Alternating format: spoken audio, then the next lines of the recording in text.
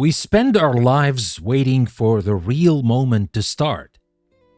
We wait for the apology, the warm bed, the recovery, or the flight announcement. But what if the waiting room is actually where the life happens? In this episode of Thinking Out Loud, we dismantle the anxiety of the delay.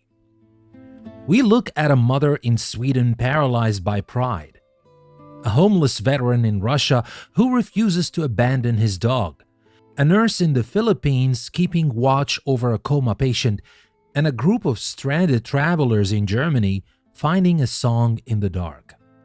We ask the difficult questions. Is your pride a shield or a cage? Why do we treat the sick like they are invisible? And how do we turn a brownout into a cathedral? Join me, my friends, as we learn how to stop checking the clock and start singing in the dark.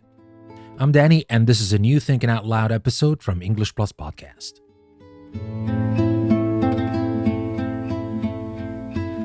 You know, I realized something recently while staring at the little spinning wheel on my computer screen. You know the one, the loading icon. I realized that I spent about 40% of my life waiting for the next thing to happen. We are a species obsessed with the arrival. We want the destination. We want the resolution. We want the flight to land, the fever to break, the phone to ring, the apology to be spoken. And the time in between, the waiting, we treat that like dead air. We treat it like a glitch in the system.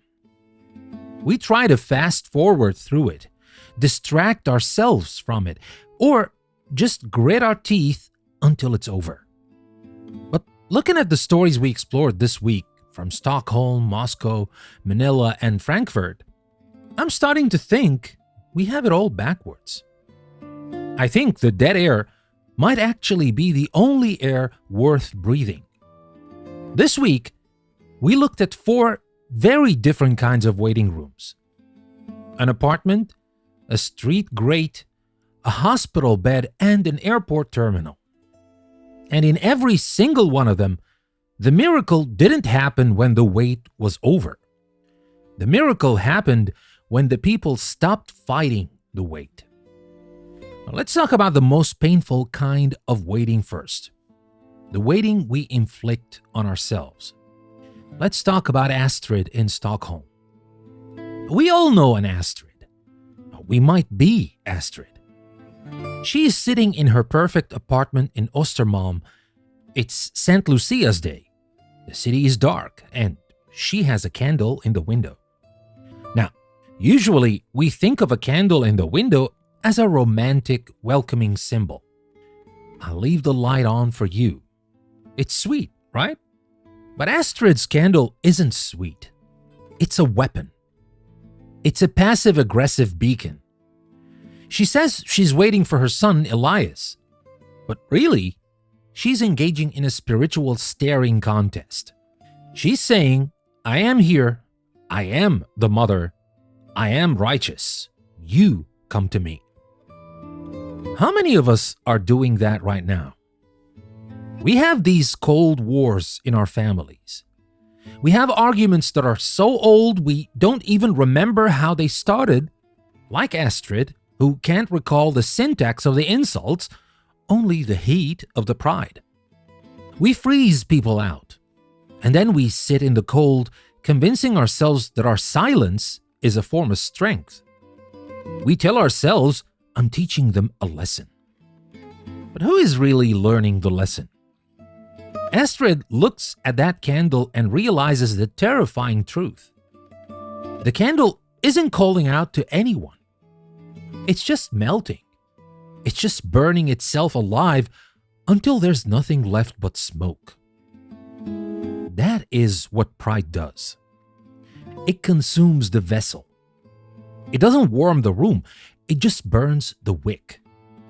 The moment Astrid decides to blow out the candle is one of the bravest things I've read in a long time.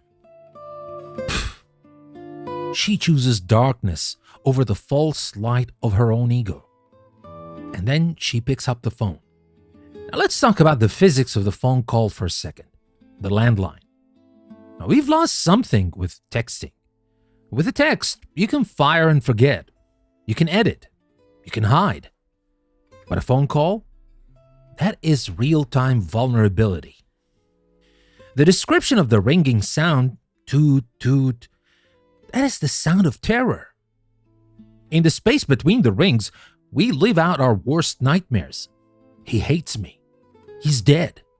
He's happy without me. We are so afraid of the silence on the other end of the line. We are so afraid of rejection that we choose the guarantee of loneliness. But think about that logic. I am so afraid you won't talk to me that I will ensure we never talk. But when Elias answers, he isn't angry. He isn't armed for battle. He's just surprised. He's thinking about saffron buns. My friends, we build these monsters in our heads. We write scripts for other people, where they are the villains and we are the victims. But usually, when we finally break the silence, we find out they were just waiting too. The what if here is simple but heavy. What if the person you are waiting for is paralyzed by the same fear you are? What if you blew out the candle and just made the call? Well, think about that. It's possible. Now let's move from the emotional cold of Stockholm to the physical freeze of Moscow. Now let's talk about Ivan and the Great. If Astrid's story is about the waiting we choose, Ivan's story is about the waiting we are forced into. He is homeless. He is waiting for the winter to end or for life to end, whichever comes first. And then comes the offer of salvation, the social patrol, the warm van, the gymnasium. It's the solution to his problem, even if a temporary one. But it comes with a condition. No dogs. This is where we get into the philosophy of the system versus the soul. The system sees Ivan as a biological unit that needs to be kept above 37 degrees Celsius. It sees the dog, Laika, as a hygiene violation. But Ivan sees Laika as his soul. She is the only thing in the world that looks at him with trust. She is his pack. So he chooses the cold. He chooses the great. Well, this destroys me, honestly. The idea that a man would risk freezing to death rather than abandon the only creature that loves him. It redefines what home is. We think home is a roof. Ivan teaches us that home is a pact. It's a refusal to let go. But the real hero of the story, aside from Ivan of course, is the volunteer, the girl in the yellow vest. She represents a different way of dealing with the weight. The patrolman leaves. He says, "You know the rules," and drives away. He can't solve the problem, so he abandons it. The girl can't solve the problem either. She can't change the rules at the shelter. She can't build Ivan a house. So what does she do? She changes the geometry of the situation. She gets down on the grate. She brings soup. She brings a blanket. And she sits in the snow. Well, we often think that if we can't fix someone's life, we have nothing to offer. I can't cure your cancer. I can't pay your debt. I can't bring back your dead wife. So, we stay away. We feel awkward. But the girl in Moscow proves that presence is a form of heat. She didn't try to pull Ivan up to her level, the van. She went down to his level, the street. She validated his choice. She fed the dog. She acknowledged that Ivan and Laika were a family unit. This Christmas, or whatever holiday you celebrate, you will see people who are stuck on the grate. Maybe literally, maybe metaphorically. You can't save them all. You can't fix the system overnight. But you can sit down. You can pour the tea. You can wait with them. And speaking of waiting with the vulnerable, Let's go to Manila, to Noche Buena. This one hits hard for anyone who has ever spent time in a hospital, especially during the holidays. Hospitals are weird places during the holidays. The rest of the world is exploding with joy. Fireworks, karaoke, roast pork. But inside the ICU, it's just the beep, beep, beep of the machines. We are terrified of these rooms. I'll be honest. When a distant relative is sick or a friend is in a coma, we hesitate to visit. Why? Well, because it breaks the illusion. We are celebrating life, and that room is a reminder of death. We fear the coma is contagious. We fear the silence will stick to our clothes. Rhea, the nurse, is the night watch. She is looking after Lolo Ben, a John Doe, a man drifting in the gray water of unconsciousness. He can't hear her, probably. He can't thank her. He can't give her a Christmas bonus. But she hangs the parole, the lantern, anyway. She reads to him anyway. Why? Because she believes in the dignity of the person even when the person isn't there to claim it. This is the ultimate form of altruism. Doing good for someone who can never repay you and who might not even know you did it. But then the door opens and Marco runs in, the grandson. The man who has been battling traffic, ferries, and panic to get there. Imagine Marco's perspective. He is failing. He is late. He is terrified that his grandfather is dying alone in the dark. That is a specific kind of hell, the guilt of not being there. And then he sees the red light. He sees the lantern. He realizes that someone was holding the line. Rhea wasn't just comforting the patient. She was saving the grandson. She saved him from the memory of a dark room.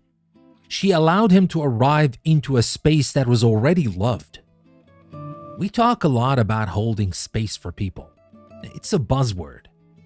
But this is what it actually looks like. It looks like reading a story to a sleeping man.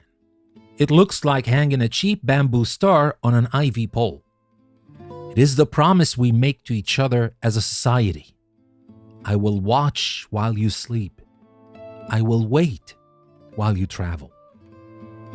And then they eat the cold noodles on the medical cart, a nurse and a stranger, a family formed by circumstance.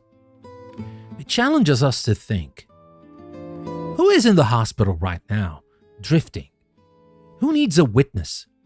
Who needs a lantern? And finally, let's talk about the place where nobody wants to be, the airport. Frankfurt Gate Z15. If there's a modern purgatory, it is an airport terminal during a blizzard. This story is about the pause. We are people of momentum. We have itineraries. We have deadlines. When the board says canceled, we take it personally. We feel like the universe is stealing our time. Look at the characters at the beginning of the story. The businessman screaming about de-icing fluid. The tourist fighting a teenager for a power outlet. It's toxic.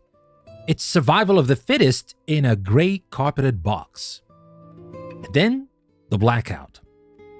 I love that the breakdown of the machine is what saves the humans. When the lights go out, the hierarchy dissolves. First class, economy, diamond status, none of it matters in the dark. Everyone is just a cold body needing comfort. And then the humming starts. The Nigerian choir. They don't stand up and perform a concert. They just hum. It's a self-soothing mechanism. But it catches.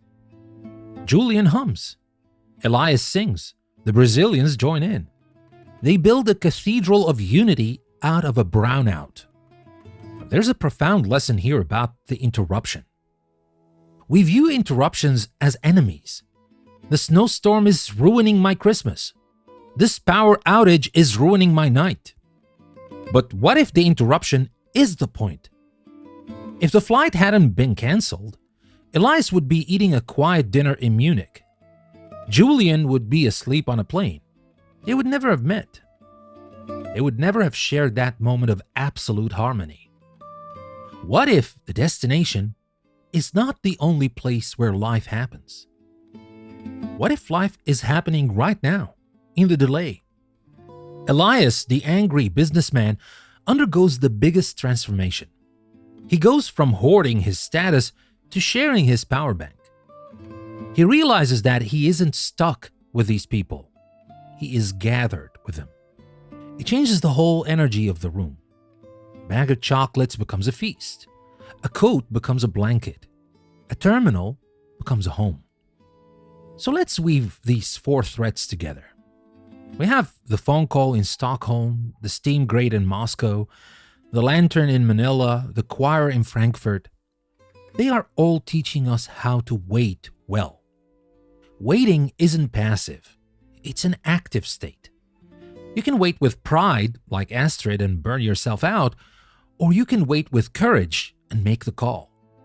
You can wait for the system to fix things, like the patrolman, or you can wait with love, like the girl on the grate. You can wait with fear, like the hospital visitors, or you can wait with dignity, like Rhea. You can wait in anger, like the travelers, or you can wait in harmony, like the choir. My friends, we are heading into the thick of the holiday season. There will be delays. There will be awkward silences at the dinner table. There will be moments where you feel lonely or frustrated or stuck. When that happens, I want you to remember the power bank. Remember the parole. Don't fight the pause. Inhabit it. Look around the waiting room, whether it's an airport or your own living room, and ask yourself, since I'm here, who can I sing with? Who needs a light in the window? Not a beacon of pride, but a signal of love. Who needs you to get down on the grate and sit with them in the cold? The flight might be canceled, the road might be closed, the phone might not have rung for 2 years. But we are here. We are together. And as long as we have a voice, we can fill the dark with a song. Well, think about that, my friends, and I'll catch you again next time. And next week is going to be the last week of content for English Plus Podcast this year. We're going to have the last few stories from my book, When the Bells Stop Ringing, and we're going to have our last Thinking Out Loud episode next Friday. So stay tuned, and may you have blessed holidays with the ones you love. No matter what you celebrate, no matter what you believe, no matter who you are. I'm Danny, and this was another Thinking Out Loud episode from English Plus Podcast. I'll see you again next time.